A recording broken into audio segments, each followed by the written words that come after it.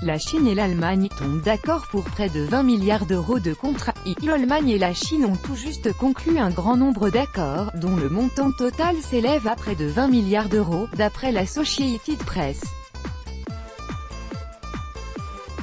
Les dirigeants allemands et chinois ont salué le rôle essentiel du libre-échange dans l'économie mondiale.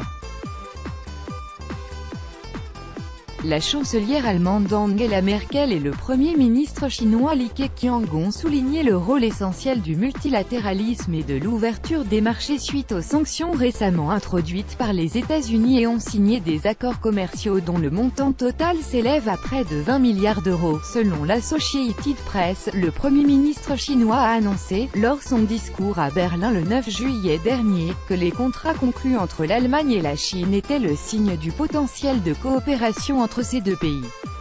Outre des accords gouvernementaux, les entreprises BASF, BMW, Volkswagen, Daimler, Siemens et Bosch ont annoncé établir prochainement des relations avec leurs partenaires chinois. Le libre-échange joue un rôle essentiel pour nos deux pays, ainsi que dans l'économie mondiale, a souligné Li Keqiang. Et Angela Merkel de poursuivre, nous avons beaucoup d'investissements directs aux États-Unis et nous avons beaucoup d'investissements directs en Chine.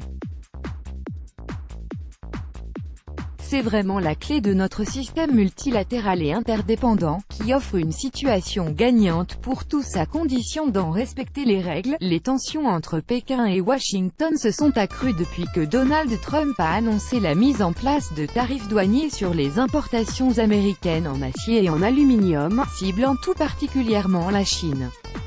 Cette dernière se cherchait un allié de poids, c'est donc chose faite.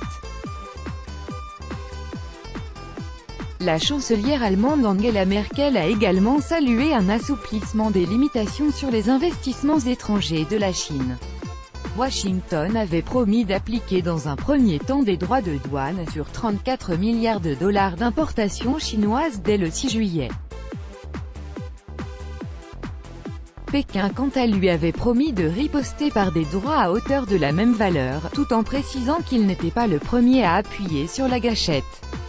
Dans un communiqué, l'agence des douanes chinoises a également annoncé que des droits de douane chinois sur les marchandises américaines entreront en vigueur immédiatement après l'entrée en vigueur de la taxation américaine sur les marchandises chinoises.